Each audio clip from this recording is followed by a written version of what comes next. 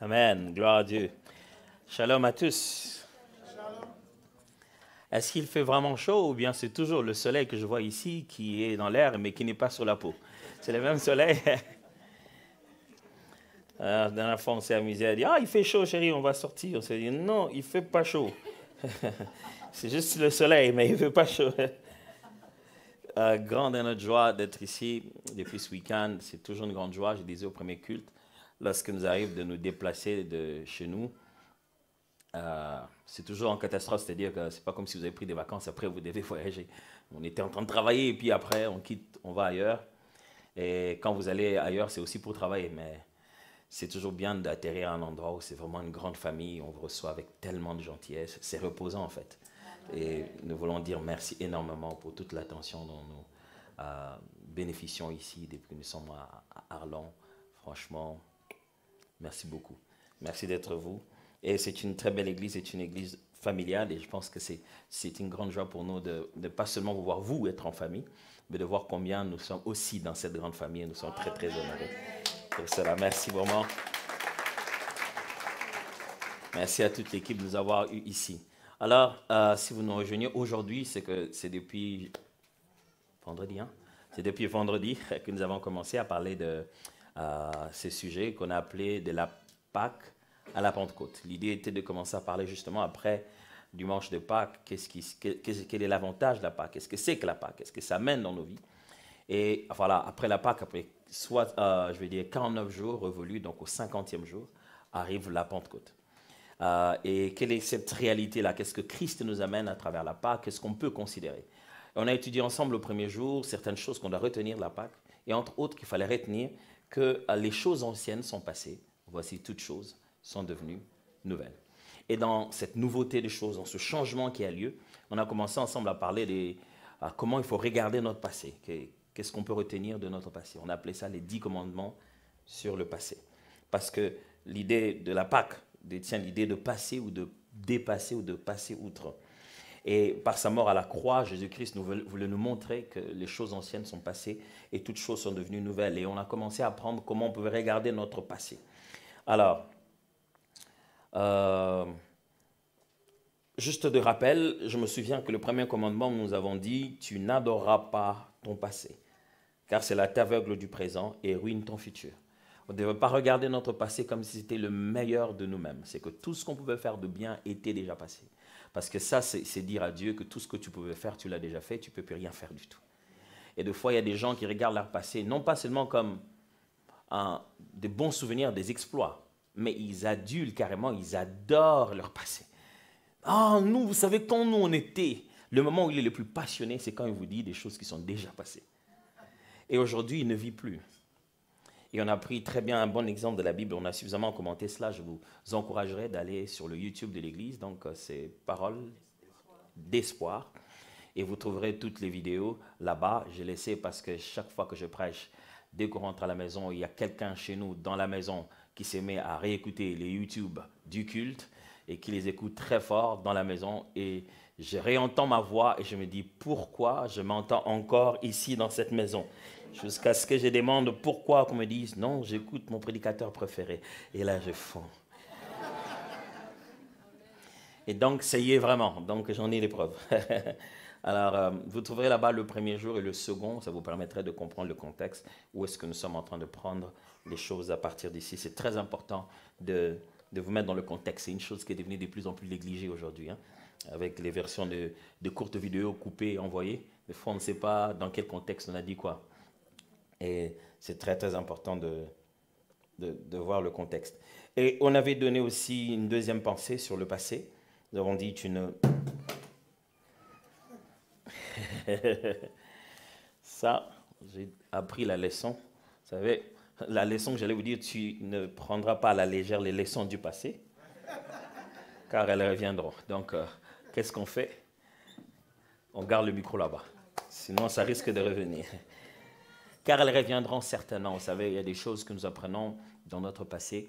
C'est que notre passé veut nous montrer, ce n'est pas juste la douleur qu'on en a reçue, c'est surtout l'attribut de Dieu, la nature de Dieu. Si on comprend ce Dieu-là hier, eh bien, il est le même hier, aujourd'hui et éternellement. Et nous avons aussi dit, ça c'était hier aussi, que tu n'effaceras pas ton passé, car il contient tes sujets de louange. Il y a bien de choses qu'on peut bien oublier de notre passé, mais c'est aussi là-dedans que se trouvent les raisons qui nous poussent à dire merci Seigneur, qui nous poussent à bénir Dieu, à dire merci pour ta fidélité. Alors aujourd'hui, qu'est-ce qu'on peut apprendre ensemble? Je vais lire un texte biblique qui est débattu, vu, regardé de plusieurs manières, selon les tendances, parce qu'il a beaucoup trait à l'éducation. Et ce n'est pas tout le monde qui a la même position en matière d'éducation. Disons que tout le monde ne voit pas dans ces textes exactement la même chose. Mais pourtant, ça reste une vérité. Et dans la façon de l'appliquer, je vais tant soit peu essayer d'interpréter au maximum ici dans le contexte qui est nôtre. Alors, je préférais prévenir déjà parce que c'est un texte biblique. Et on va le lire tout à l'heure. Ça se trouve dans Proverbes chapitre 22. Et j'aimerais vous prévenir que ce n'est pas moi qui l'ai écrit, c'est là depuis longtemps, avant que je naisse. Proverbes chapitre 22. Et ce n'est pas une position qui vient de moi, c'est pas ce que je pense, c'est ce qui est écrit. Proverbes chapitre 22, le verset 15. La folie est attachée au cœur de l'enfant.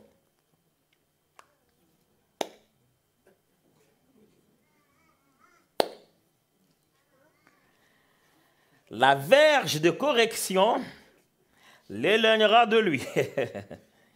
C'est là que tout le monde se dit, est-ce que verge de correction veut vraiment dire lever la main sur son enfant ou simplement dire un système qui lui permet de se rendre compte de son erreur et de l'aider à comprendre qu'il a mal fait. Alors, déjà que nous ne nous promenons pas avec nos verges ces derniers temps, à leur époque ils en avaient, mais l'idée du proverbe, si vous savez, dans le livre de Proverbes, ce sont des maximes, ce sont des petites phrases de sagesse. Des fois, un verset avec un autre ils n'ont pas de liaison. C'est juste qu'on a donné la première sagesse, on a donné la deuxième. Des fois, les versets ne se collent pas. Il n'y a pas de lien entre les deux versets. Et dans ce texte ici, le but de cette sagesse, c'est de dire qu'un enfant, quand il est tout petit, il est inconscient. C'est-à-dire qu'il a un degré d'inconscience qui est pareil à un fou. Donc, il ne sait pas où se trouvent les choses n'ont pas les mêmes valeurs. Il est si inconscient de la réalité qu'il est dangereux, en fait. Et si on n'a pas de temps en temps un moyen de le rappeler qu'il va dans la mauvaise direction, si on n'établit pas un système qui lui permet de le corriger, il ne se corrige pas, on le corrige, on lui apprend que ce n'est pas comme ça qu'on devrait faire. Ce n'est pas que si vous laissez du temps à un fou, il ne va pas du coup devenir bon. Ce n'est pas le temps qui fait ça.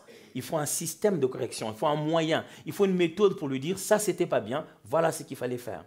Il dit donc, l'enfant, quand il est inconscient, il est pareil à un fou.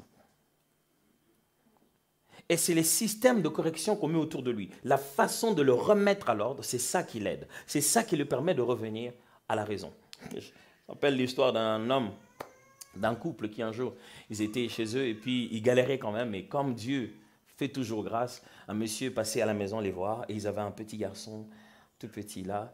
Et puis avant de partir, tout bonnement, vous savez, c'est très culturel chez nous, des fois, pour ne pas gêner les parents, tu as quelque chose à donner, on donne à l'enfant. On a donné à l'enfant, on dit, ça c'est pour que tu prennes le lait. Tout le monde sait que l'enfant ne prend pas un billet de $100. Mais à ce moment-là, les parents, ils font, oh merci beaucoup, c'est gentil, ils ne courent pas vers le billet. C'est une grosse hypocrisie, hein. Tout le monde sait ce qui se passe, mais personne n'ose vraiment faire ce qu'il faut faire. Et puis à ce moment-là, voilà, les parents raccompagnent l'invité et l'enfant tient le billet de $100, c'était leur billet de secours. Et l'enfant était là en train de jouer avec ce billet, et puis les parents sont rentrés, ils ont accompagné le monsieur, ils sont rentrés à la maison heureux, ils ont trouvé l'enfant qui joue avec le billet.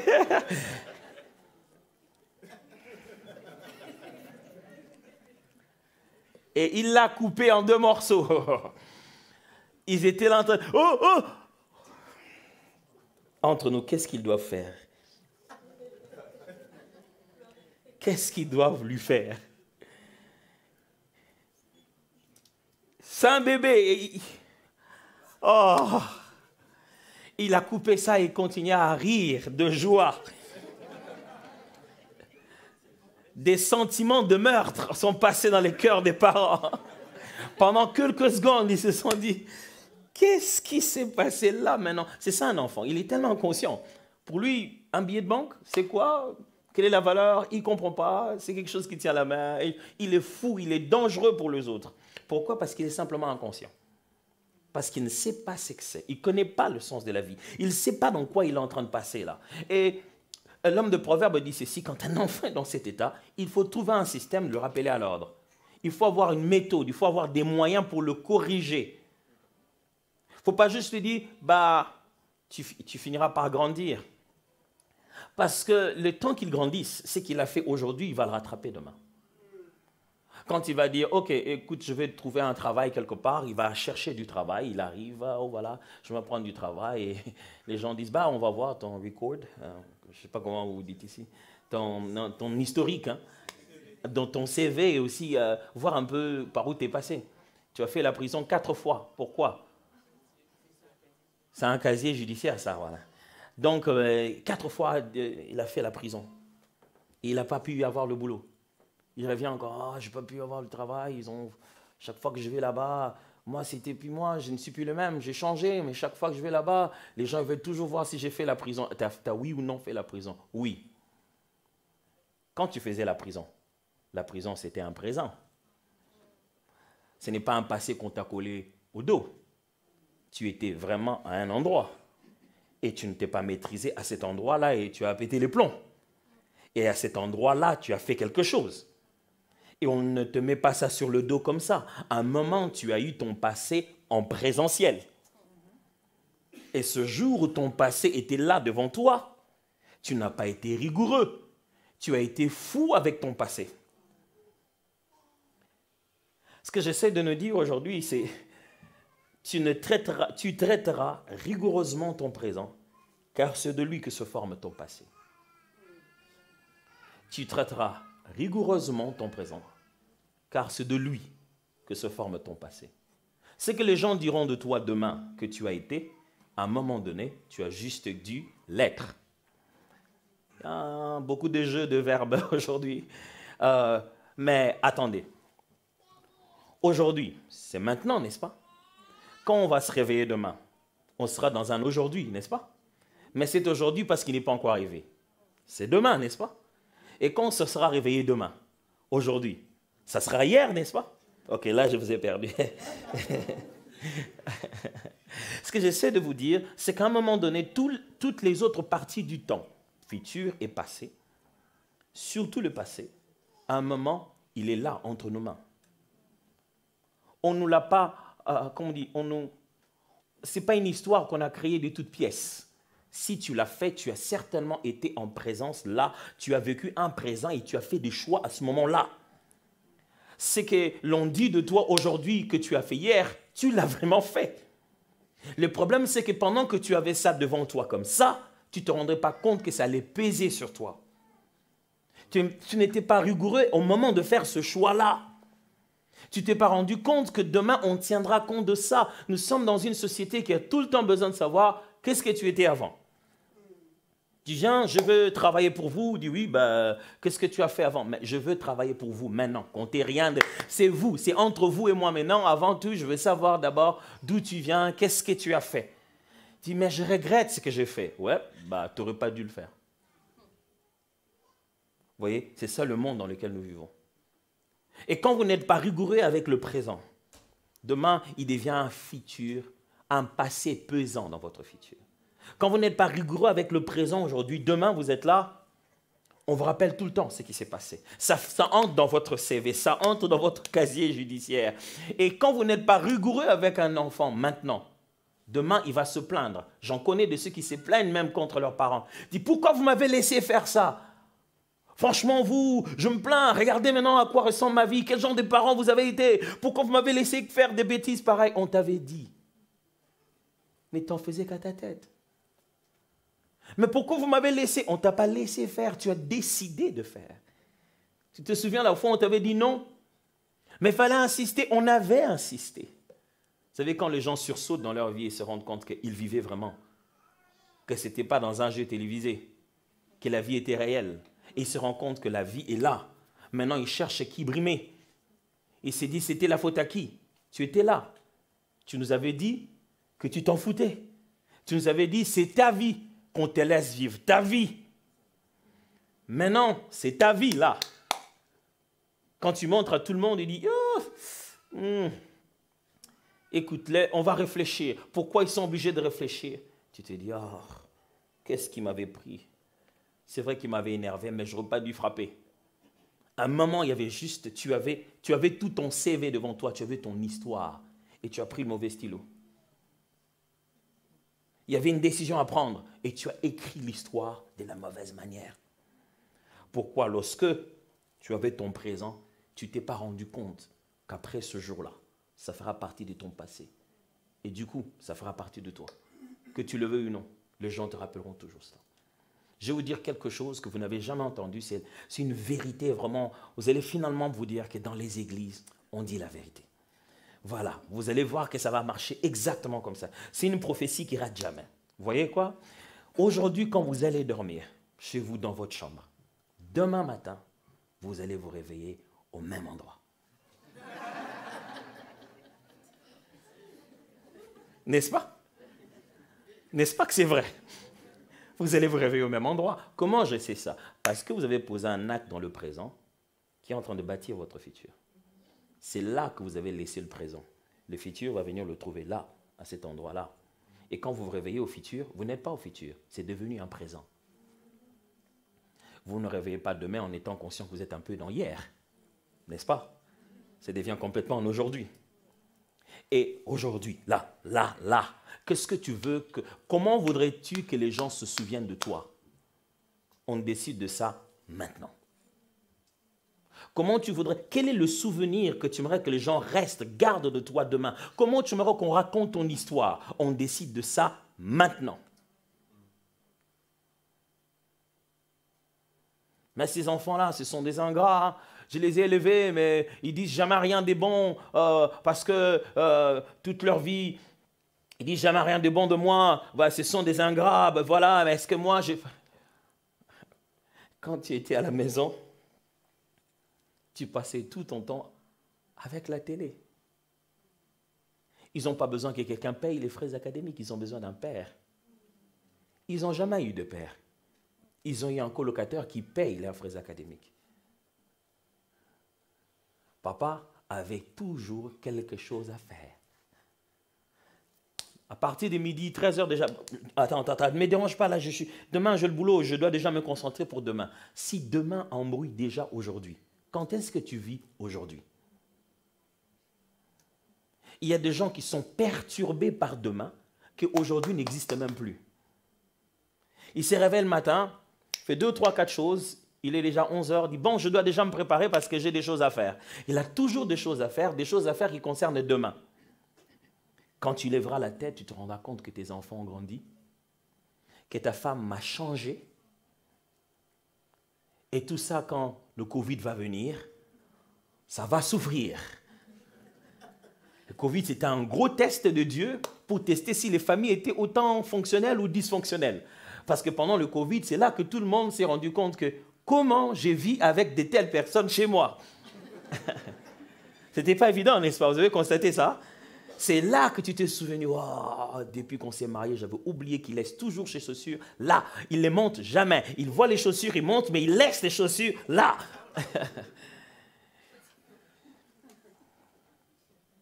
Comment voudrez-vous vivre aujourd'hui avec les gens en étant perturbé par demain?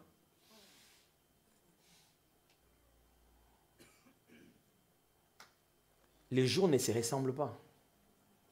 Le temps qu'on devait passer maintenant, si on ne le passe pas, on ne le passera jamais. Non, t'en fais pas, demain, c'est encore un autre jour, on verra. Demain, tu l'as bien dit, c'est un tout autre jour. Aujourd'hui, tu dois poser les actes qu'il faut. Demain, je m'en souviendrai. Ah, tu sais, chérie, j'aurais bien voulu t'amener au restaurant aujourd'hui. Mais tu sais qu'on fera ça demain. Tu sais, demain, je me serai réveillé en pensant, en me souvenant que hier, tu m'avais amené au resto. Je me serais réveillé avec une toute autre disposition. Normalement, c'est le moment où les femmes disent un gros amen. Donc, il faut tous vos rendez-vous de resto, appelez-le les 05. Non, c'est bon, c'est vrai. Ce que j'essaie de dire ici, c'est que c'est maintenant que l'on bâtit des souvenirs. C'est ce que l'on fait du présent qui constitue nos souvenirs. Le souvenir de famille, le souvenir de couple, le souvenir, c'est maintenant. Si tu dois te sacrifier, tu dois te sacrifier pour maintenant. Oh, je suis fatigué, on fera ça la prochaine fois. On se souviendra que tu étais fatigué et que tu nous as promis qu'on le fera la prochaine fois. Et la prochaine fois, tu sais avec quel élan on vient vers toi, on se dit, est-ce que tu es fatigué aujourd'hui? On se souvient que tu nous dis que tu es fatigué. Chaque jour, nous sommes en train de mettre un coup de pinceau sur la peinture de notre souvenir. Nous dessinons tout le jour à quoi nous allons ressembler demain. Quand les gens vont nous voir, ils se disent, ah, je le connais, lui, il a fait ci. Ces choses-là, il a dû les faire pendant un présent. Pendant un présent, il a dit, je ne peux pas être aussi fou. L'homme de Proverbe est en train de dire, lorsque vous trouvez un inconscient, corrigez-le maintenant. Demain, vous ne savez pas jusqu'à quel niveau ça va arriver. Il y a des choses, si vous ne les dites pas aux enfants maintenant, vous allez leur dire en prison, de l'autre côté de la vitre. Mais parce que tu t'es dit, écoute Sébastien, tu es un grand garçon, tu vas grandir toi-même, tu vas découvrir. J'espère qu'il n'y a pas de Sébastien. C'est un exemple, hein, ça n'a rien à voir. Et tu vois, ce sont des choses qui arrivent, il va finir par comprendre par lui-même. Ouh, regarde comment tu as compris par lui-même. Tu vois comment ça fait mal? Tu vois la blessure, ça garde au cœur. Tu vois le temps que ça prend de pouvoir en guérir. Arrête-toi, dis-le lui. Explique-lui, corrige-le. Vous savez, aujourd'hui, vous n'avez pas besoin de lever la main sur vos enfants. Les ados, prenez-leur le téléphone. Ils n'ont rien entendu. Tourne seulement. Où est mon téléphone qui était là? Personne ne dit rien. Mais je ne vois plus mon téléphone, franchement, je ne vois plus vraiment. Personne ne dit rien. Après 2 jours, il vient au salon. Il mange avec vous comme tous les êtres humains normaux. Après 3 jours, il regarde la télé avec vous au salon. Il rit des blagues qu'on remonte à la télé. 1 semaine sans téléphone. Vous voyez qu'il commence à venir frapper à la porte. Maman, je voulais savoir comment vous êtes réveillé. Ah, qu'est-ce qui s'est fait? On dirait que je viens de réapparaître. En fait, quand quelqu'un est inconscient, ne vous attendez pas qu'il devienne conscient par lui-même. Il lui faut de l'aide. C'est que l'homme de Proverbe est en train de dire, le fou, à partir du moment où il est conscient qu'il est fou, il n'est plus fou. C'est qu'un enfant, quand il est encore inconscient, il est fou, il ne peut pas être conscient en ce même moment-là. Il a besoin d'une aide extérieure, il faut que quelqu'un d'autre le redresse, quelqu'un d'autre lui dise, ce n'est pas la bonne direction, quelqu'un d'autre fasse quelque chose pour qu'il comprenne que ce qu'il est en train de faire n'est pas bien. Et il faut qu'il le fasse maintenant. Et c'est ça qui va le sauver pour demain.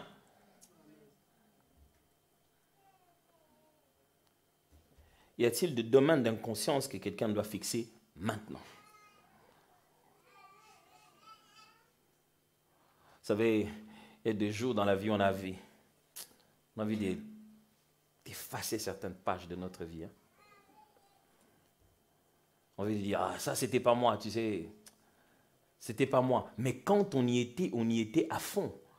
On avait des arguments logiques. On n'aimait pas qu'on touche à ça, on criait fort.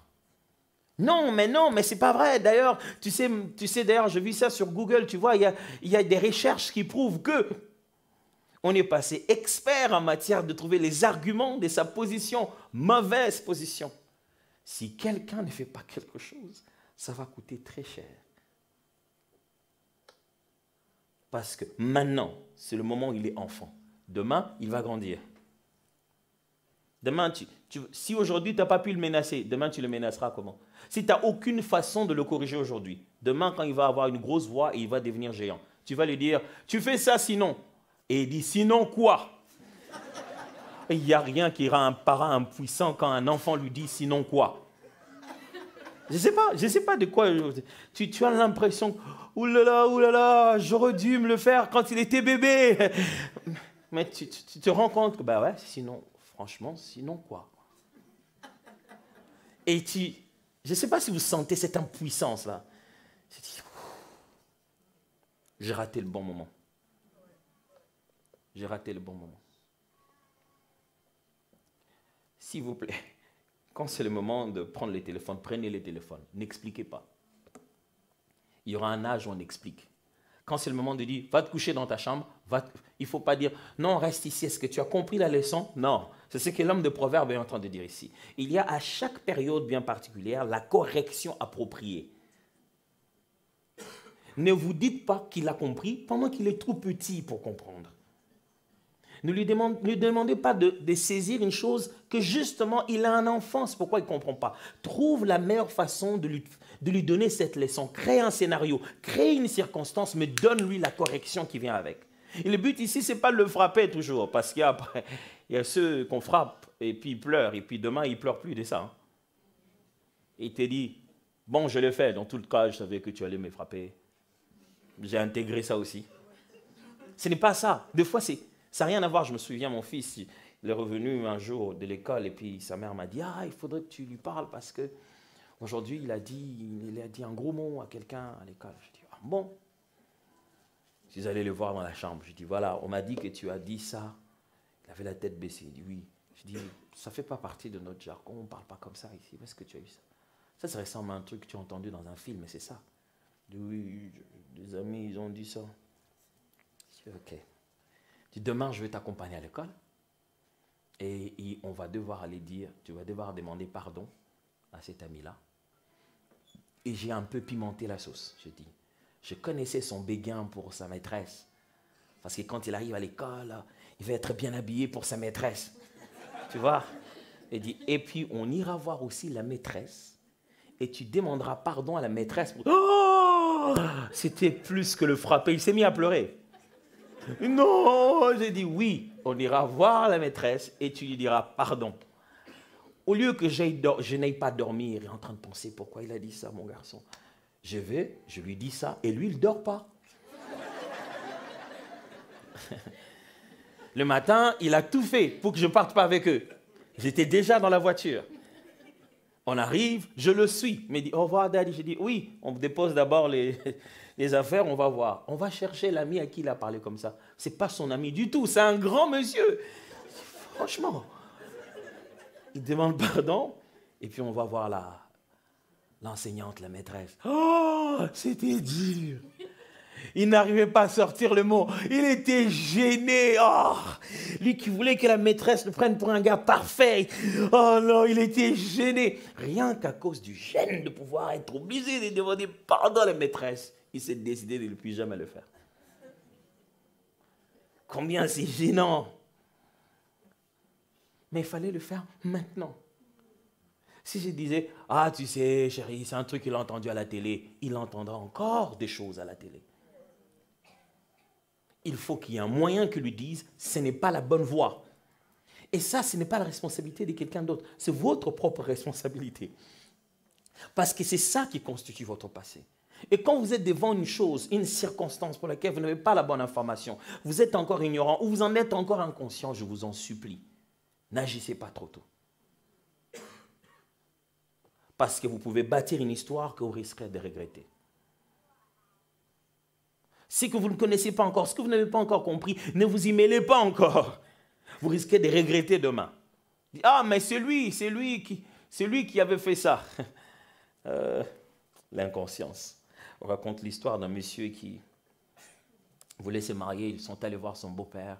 Son beau-père était tellement heureux. Il a dit, ma fille va se marier à ce monsieur. Qu'est-ce que tu fais dans la vie? Le monsieur lui a dit, je suis architecte. Oh, fantastique, ma fille, vraiment. Il dit, ah tiens, 2 jours après, il dit, tiens, tu m'avais dit que tu étais architecte, j'ai un marché là, il y a une parcelle une maison qu'il faut construire et tout ça. Ah, il lui a envoyé le plan, il lui a envoyé l'endroit, le beau-père lui a donné de l'argent pour qu'il construise, il savait qu'il construisait quelque chose pour son beau-père. Et comme c'était proche du mariage, le monsieur, il gonflait les chiffres et il diminuait la qualité de matériel.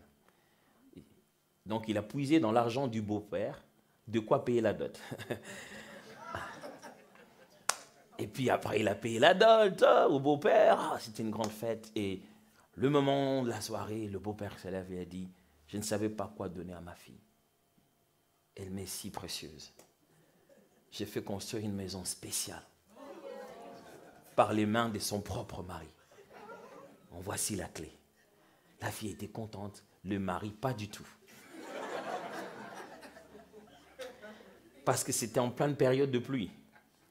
Donc ils sont rentrés, leur toute première nuit dans la maison, ils sointaient de partout. Il fallait gronder l'architecte, qui est le nouveau propriétaire de la maison. Il a fait du tort à qui?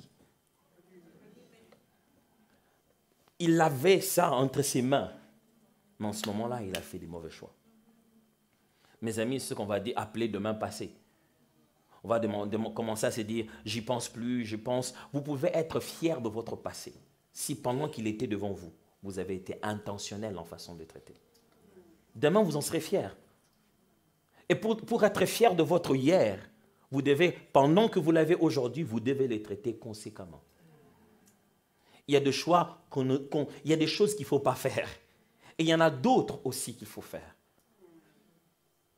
Qu'est-ce que vos enfants diront de vous demain? Quand on leur dira, faites un poème sur votre père, comment vous voyez? Quelle est votre image de paternité? Dit, mon père est si attaché à son ordinateur que je me demande s'il vit dans la planète Mars. Je dis, non, mais je fais ça que 2 ou 3 fois. Oui, 2 ou 3 fois par jour, durant ces 30 ans. Et il ne se souvient même pas la dernière fois où vous êtes assis et vous avez parlé pour tout et rien. Je me souviens, j'ai une petite vie, mais il y a beaucoup de choses à faire dedans. Et des fois, je reviens à la maison très très tard, dès que j'entre, je dis, ah chérie, je suis rentré. Et là, je vois mon fils en train de m'attendre avec le ballon. Il est 22 heures. Donc, dès que j'arrive, ah, le daddy, ça va? Il me prend à la main, il me tire jusqu'au ballon. Il dit, je t'attendais pour qu'on joue. Je me rends compte que c'est le seul garçon. Pendant la journée, les filles, ils ont joué de trucs de filles. J'ai dit, bon, j'attends daddy, on va jouer. Il est 22 heures. Le matin, j'ai enseigné, le soir, j'ai prêché. Il veut qu'on joue au ballon. Je suis fatigué. Ça, c'est ce que je me dis à l'intérieur. Je dis, mais pourquoi il a pensé à ça maintenant? Mais je laisse mon sac. Je n'enlève même pas mes chaussures. Parce que je suis décidé de bâtir mon passé avec mon fils. Je veux qu'il se souvienne d'un père qui était là pour lui. Il n'en connaît pas le prix. Moi, j'en connais le prix. Mais c'est maintenant que j'ai cette occasion. Parce qu'après 1 année, 2 ans, il n'aura plus envie de jouer au ballon. Pas du tout. Ce n'est pas à ce moment-là que je vais commencer à le forcer. Viens, on va jouer au ballon. Je ne peux pas créer le sacrifice. L'opportunité de me sacrifier est là et je dois y répondre. Ce n'est pas moi-même qui vais dire, écoute, aujourd'hui, je ne vais pas au boulot, je veux juste qu'on joue au ballon. À ce moment-là, il n'est plus dispo. Hein. Vous constatez ça? Le moment où tu veux maintenant lui offrir du temps, il n'en a plus besoin. Si ça s'appelle un sacrifice, c'est que ça coûte. C'est que ce n'est pas facile à faire, mais il faut le faire maintenant. Je me souviens que j'étais en train de jouer, on me disait, ouf. Et lui, il n'aime pas jouer au ballon dehors, il joue au ballon à l'intérieur de la maison, non loin de sa mère, parce qu'il veut le danger où le ballon pourrait toucher maman. Parce qu'elle dit déjà, votre ballon là, je ne veux pas que ça casse quelque chose. Et on joue avec lui, sa joie, c'est quand le ballon va à côté d'un verre, il dit, oh, ça a failli toucher le verre. Moi, je dis, si tu sais ce que tu mets dans mon couple, moi, c'est maintenant. C'est maintenant. Il n'y en aura pas demain. C'est maintenant. Je vous en supplie, pendant que le passé est encore présent, traitez-les rigoureusement. C'est maintenant que vous êtes en train d'écrire votre histoire. C'est maintenant que vous êtes en train d'écrire ce qu'on dira de vous demain. Et maintenant, s'il y a un sacrifice, il faut le faire. Maintenant, s'il y a un prix à payer, il faut le faire. Soyez pas inconscients du présent. Vous voyez comment nous, les êtres humains, surtout cette génération, nous passons des merveilleux moments avec les gens qui sont très loin. Il est juste à côté de toi, mais il est en train de rire des blagues qui se font en Chine. Toi, tu as parlé depuis longtemps, et genre, tu ris quoi? Mais franchement, waouh, vraiment, ce monsieur, ouais. Tu regardes, tu dis, quelque part en Inde, quelqu'un est tombé sur son vélo. C'est beaucoup plus intéressant que moi qui suis là, à côté de lui.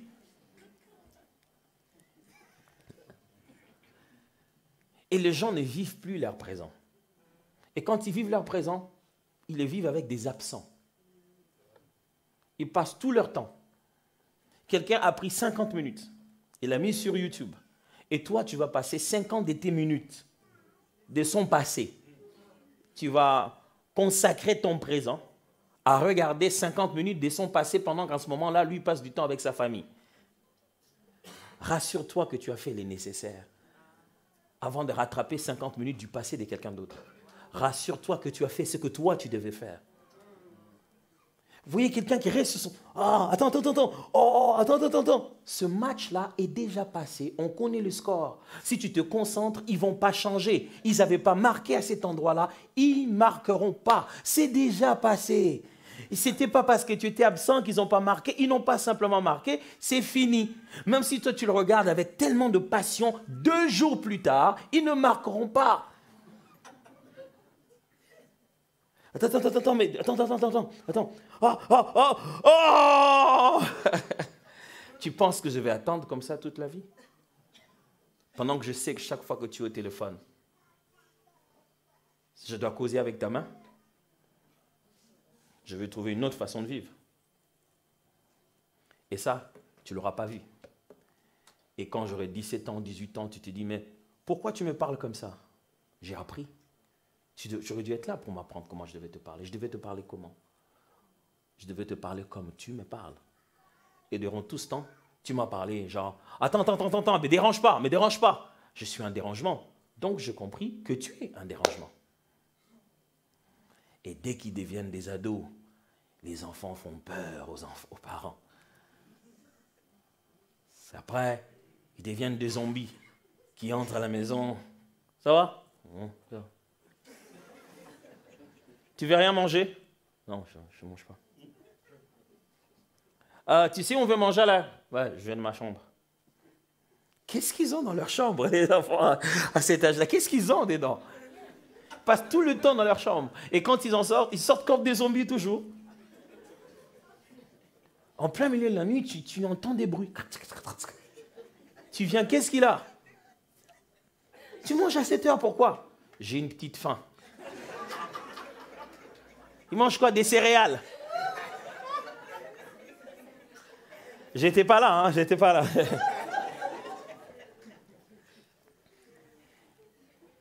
Mais je pense que si tu commences à investir en lui du temps, ça prend des sacrifices d'élever quelqu'un. Ou ça prend tellement d'efforts à être tout le temps là, tout en sachant qu'il peut ne pas être là. Ça prend tellement d'efforts à lui demander, à lui donner la même chose plusieurs fois, tout en sachant qu'il va dire non. Jusqu'au jour où il finira par dire oui. Et ça, il faut le faire maintenant. Maintenant. C'est maintenant que tu bâtis les souvenirs. C'est maintenant que tu bâtis le speech de ton enfant le jour de son mariage ou le jour de sa remise de diplôme. Quand il va commencer à dire de toi des choses. C'est maintenant.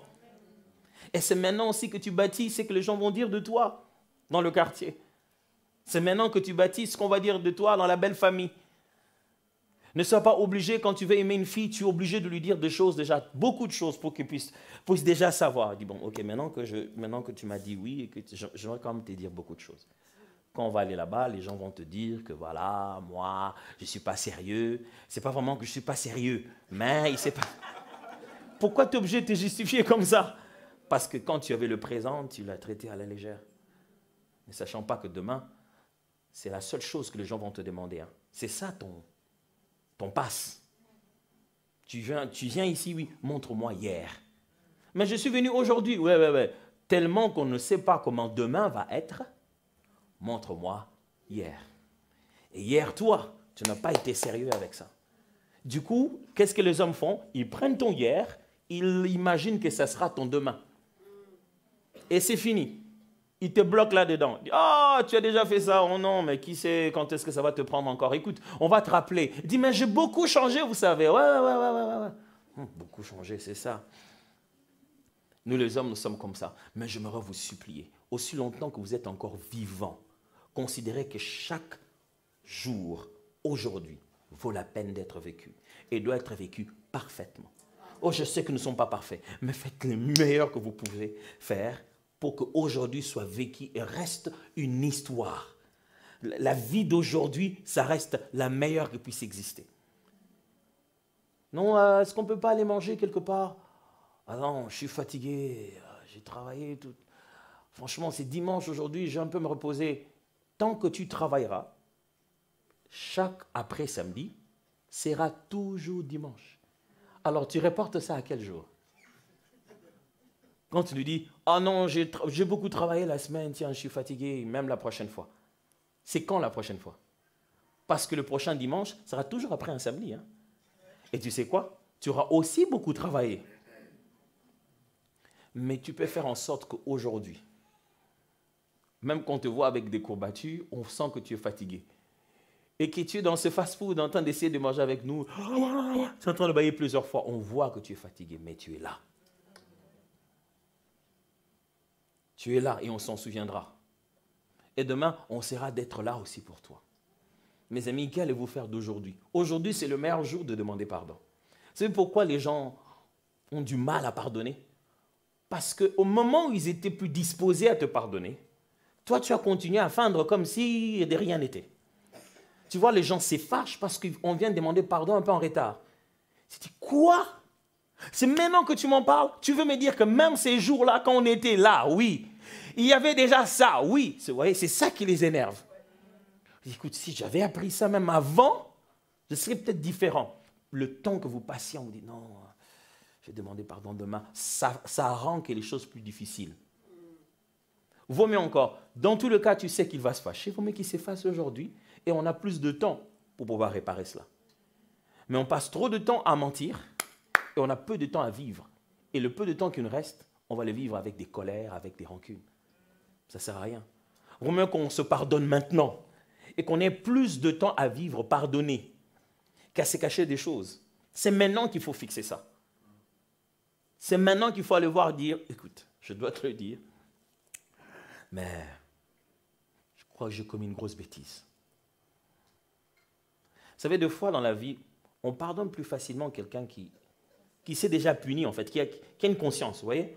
Vous sentez déjà que ça le pèse déjà lui-même. Et il n'est pas venu chercher le pardon parce qu'il voit venir, il veut se cacher. Il veut juste améliorer la relation et ce n'est plus vivable. Avec lui-même, il ne sait plus continuer à vivre de manière hypocrite et il a besoin que les choses se fixent. Là, mais quand vous voyez quelqu'un qui est venu vous demander pardon et puis après 2 jours, vous vous rendez compte, ah, c'était stratégique, le gars, il a vu venir, il s'est dit, ah, il faut que je lui dise maintenant, avant que ça arrive. Et tu te dis, même quand il a demandé pardon, c'était une manipulation en fait. Et ça fait mal.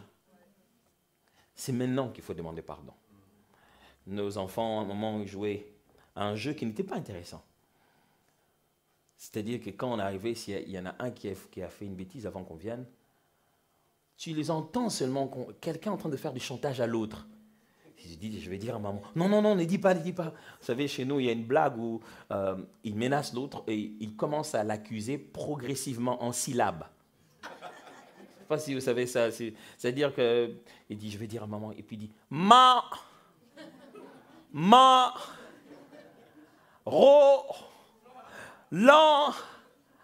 donc il te donne le temps, il me fait monter les enchères. Et un jour, ma femme, on s'est dit, on doit arrêter ça. On a appris à celui qui faisait plus de bêtises. On lui a dit, écoute, voilà ce qu'il y a. Si tu penses que tu as fait quelque chose qui n'est pas bien, viens directement me voir. Viens me dire. Viens me demander pardon. On va arranger ensemble. Si tu ne me dis pas, les autres vont avoir un grand pouvoir sur toi. Alors, un jour, c'était la meilleure. On était en chambre. On entend quelqu'un frapper. On frappe. Le tout petit s'appelle Roland, et donc sa sœur qui vient juste avant lui s'appelle Grace. Frappe. Oh. Il dit, oui, Roland, qu'est-ce qu'il y a? Il dit, maman, je n'ai pas respecté Grace.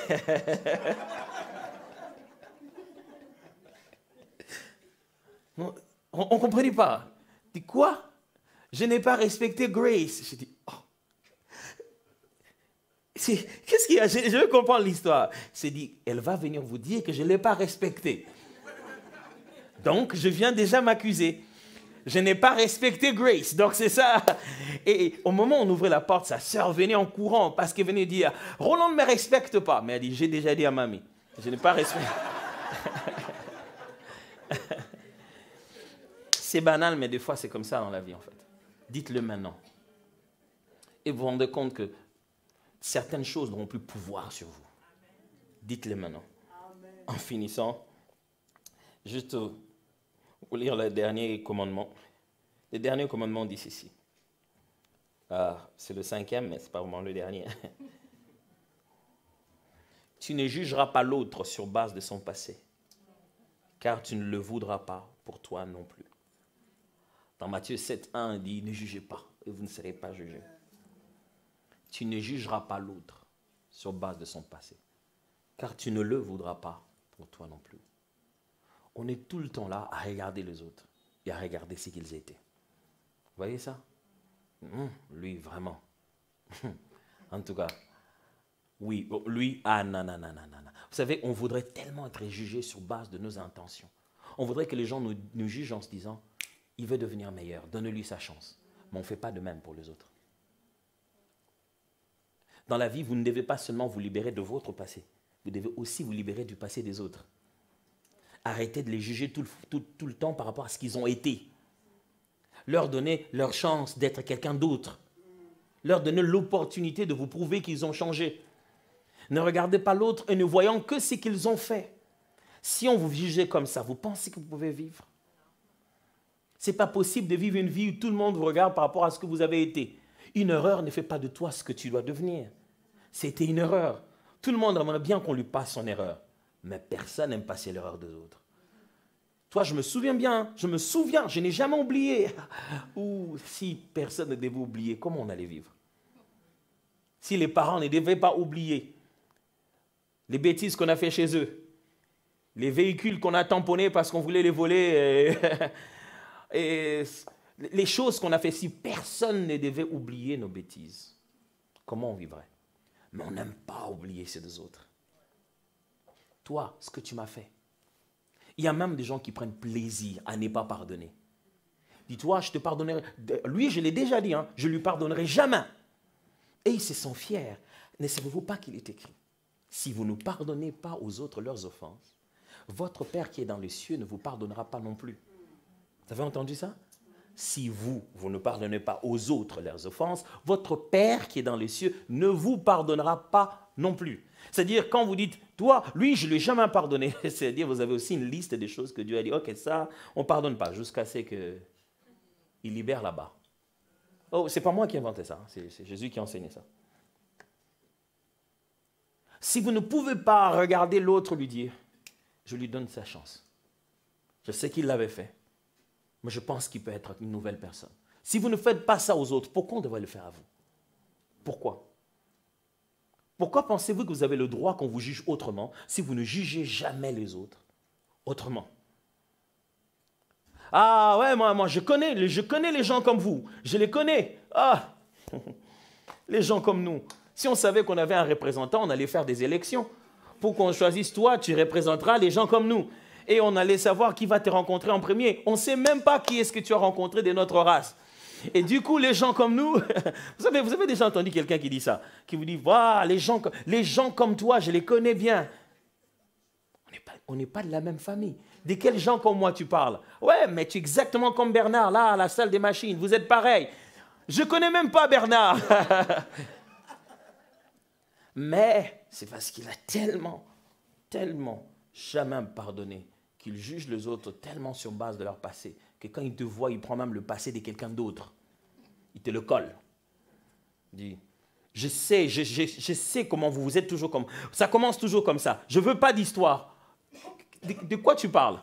Il parle de quelque chose avec quelqu'un d'autre, dans un autre passé, mais il n'a pas pu sortir de ça. Si vous ne savez pas arrêter de juger les autres dans leur passé, vous faites du mal à vous-même. Et Jésus explique ça comme ça. Il raconte une parabole, il dit, un homme avait un crédit. Et puis, il est allé voir celui qui l'a prêté l'argent. Il a dit, écoute, je ne peux pas m'en sortir, je ne sais pas quoi faire. Il supplie, et puis il lui dit, non, ce n'est pas grave. Tu ne vas pas payer. J'espère que les banquiers sont ici pour qu'ils entendent ça. Ça n'arrivera pas maintenant, ça arrivé qu'à la Bible, vous en faites pas. Et puis il a dit, écoute, tu ne vas plus payer ta dette, ton crédit est annulé.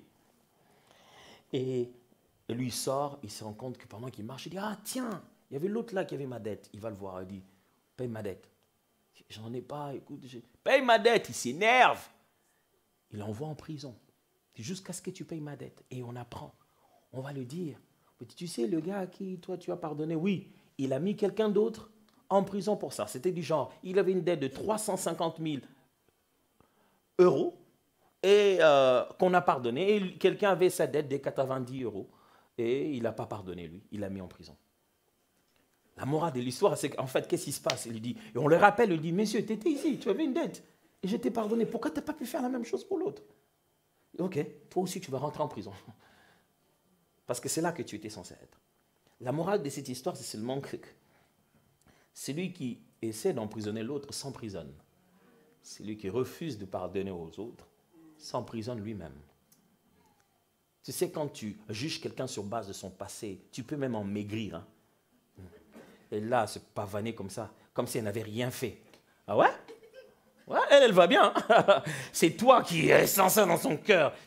Franchement, il y a vraiment des gens qui savent cacher des choses. Hein? Ouais, elle va bien. Et là, elle a mis la poudre, les maquillages, comme si les gens savaient, oh ouais, ben elle est bien. C'est toi qui es mal à l'aise, qui a envie de dire à tout le monde, c'est que toi, tu sais. Mais lui, il vit bien. Et toi, tu ne vas pas bien du tout. Et tu souffres. Pourquoi? Parce que tu veux juger l'autre sur base de son passé. Et si on te fait à toi cela, tu te dis, mais pourquoi tu fais ça? Tout cela, c'est avant. Je suis devenu une nouvelle personne. Tu sais, tout cela, c'est mon passé. Si tu me juges tout le temps sur mon passé, comment on va vivre ensemble? Mais comment tu veux qu'on vive ensemble pendant que toi aussi, tu nous juges tout le temps sur notre passé?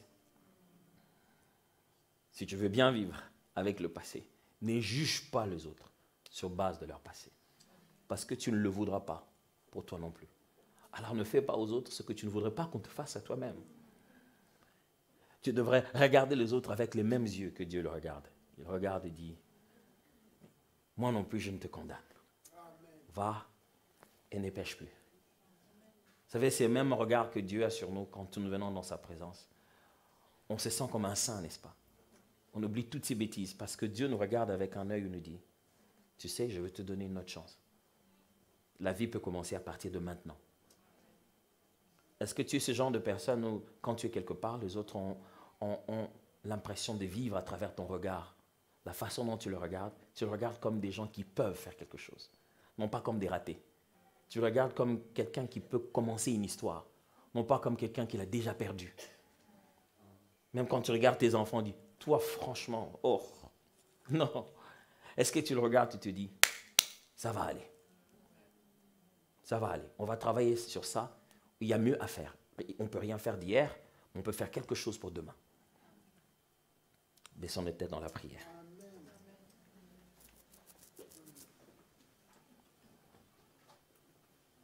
Je ne sais pas ce que vous allez dire à Dieu aujourd'hui, mais j'aimerais vous suggérer de prier et de dire au Seigneur, Père, apprends-moi à ne pas juger les autres sur base de leur passé. Je ne le voudrais pas pour moi et je n'aimerais pas non plus rester dans ça. Mais aussi que vous puissiez prier ensemble avec moi en disant, Seigneur, apprends-moi à apprécier aujourd'hui, maintenant, à traiter rigoureusement maintenant. Élevons nos voix, prions ensemble. Seigneur, merci. Aujourd'hui, c'est aujourd'hui. Maintenant, c'est maintenant. C'est tout de suite et c'est pour toujours. Merci, Seigneur.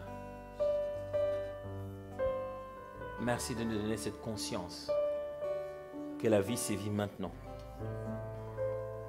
C'est vie pour aujourd'hui. Tu t'appelles Je suis et nous voulons prendre cela au sérieux.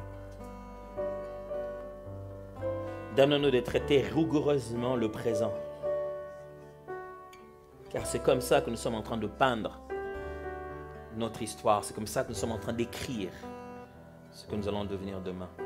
Donne-nous de prendre verge s'il le faut de frapper quand il le faut, de corriger quand il le faut, de traiter durement notre présent, notre propre vie, individuellement, pour que demain ressemble réellement à ce qu'on aura investi aujourd'hui. Et que lorsqu'on passera à hier, on en soit fier. Je voudrais regarder derrière moi et être fier de moi-même.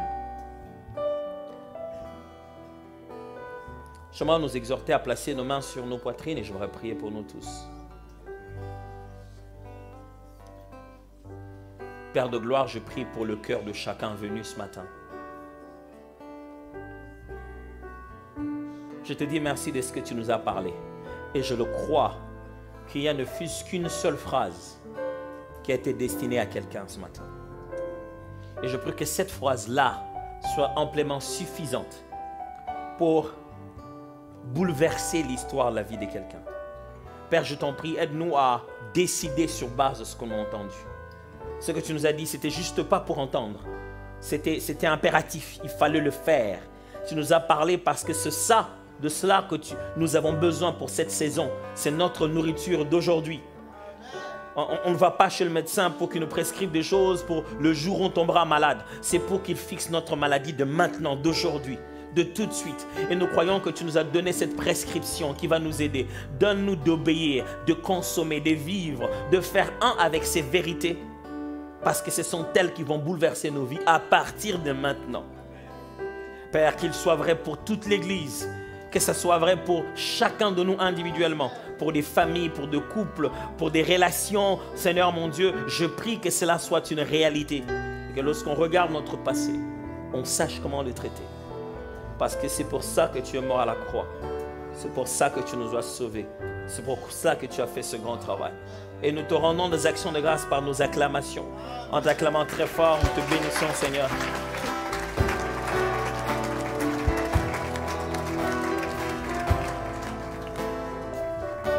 Alléluia. Est-ce qu'on peut encore acclamer notre roi? Alléluia, pour sa fidélité, pour sa parole. Alléluia. J'aimerais qu'on prenne un temps, on va prier pour le pasteur Atom et son épouse, on va les bénir. Vraiment, ils ont été une bénédiction pour nous ce week-end. Qui a été enrichi ce week-end? Alors, on va se lever, on va tendre nos mains vers le couple pour les bénir. On va les bénir. Et je donnerai le micro au pasteur Zor de prier pour eux. Alléluia. On va élever nos mains ensemble. Seigneur, combien nous voulons bénir tes serviteurs. Seigneur, nous prions qu'ils reçoivent au centuple, Seigneur. Merci pour la bénédiction qu'ils ont été pour l'Église Parole d'Espoir. Combien je te prie, Seigneur, notre Dieu, que tu le rendes au centuple. Tu te souviens de leur famille, de leurs enfants. Tu te souviens de toute cette œuvre qu'ils sont en train de conduire. Je prie que ta grâce, que ta faveur se manifeste abondamment, Seigneur, sur eux. Ça manifeste abondamment sur toutes ces œuvres qu'ils conduisent, Seigneur, notre Dieu. Père éternel, merci pour le témoignage qu'ils sont. Merci pour toutes ces choses que tu as mis dans leur cœur et qui ont été une telle bénédiction pour l'Église. Seigneur, alors qu'ils vont poursuivre leur route, Seigneur, dans leur voyage, que tu les bénisses, que tu les gardes, Père. Nous prions que l'Église bénéficie encore des choses que tu as mis dans leur cœur, Seigneur. Nous te rendons grâce pour cela, dans le nom de Jésus-Christ. Amen. Amen. Est-ce qu'on peut acclamer le Seigneur? Amen. Amen. Voilà quelques annonces.